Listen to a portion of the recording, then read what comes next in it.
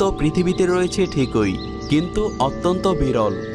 আজ আমরা জানব এমনই কিছু অদ্ভুত, বিচিত্র এবং বিরল প্রাণী সম্পর্কে।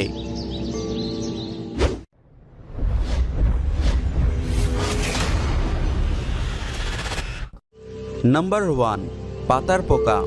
আমার দেখা সবচেয়ে আশ্চর্য এবং অদ্ভুত পোকা এটি। দেখতে হুবহু পাতার মতো, কিন্তু আসলে এটি একটি পোকা।